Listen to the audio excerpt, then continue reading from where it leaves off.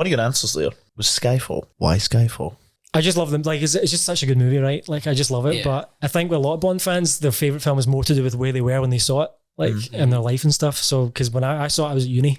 We were all roughly 20 Yeah. at the time.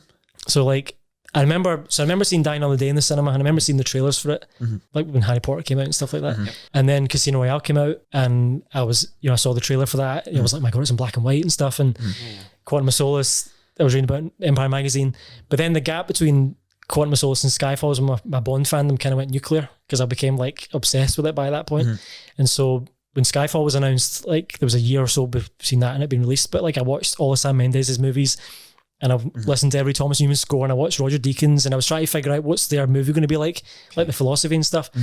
So by the time the movie came around, I was just rooting for it. I just wanted it to do well. I've got a thing where I don't listen to the Bond song before I see it in the cinema. I want to hear it for the first time. Oh, I'm the opposite. I don't know. Oh, really? I have to go listen to it right Apart from away. No Time to Die, because I had to listen to that for a year and a half. Yeah. But, Yeah, sure.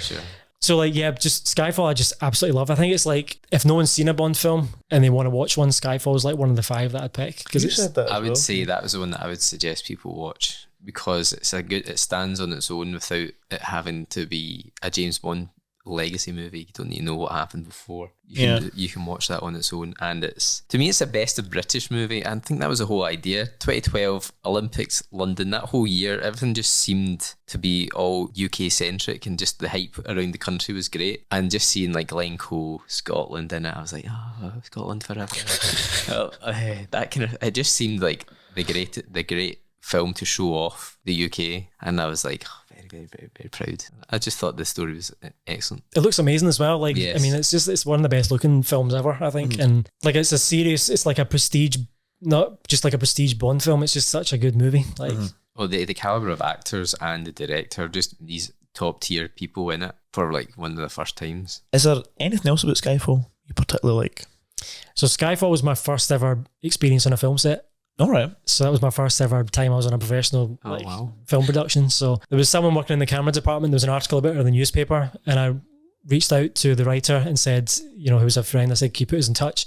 And so got in touch with her. I spoke to her for a couple of months, and she said, do you want to come and visit the set I'm working on? And I kind of twigged that it might be Skyfall, and I said, is it Skyfall? And she said, yeah, it's Bond.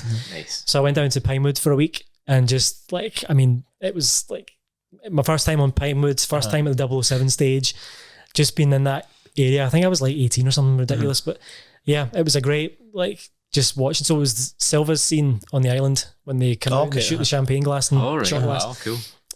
and the fight scene and stuff like that. Yeah. I mean, yeah, it was just like, there's a reason they have such a good reputation. Like the people who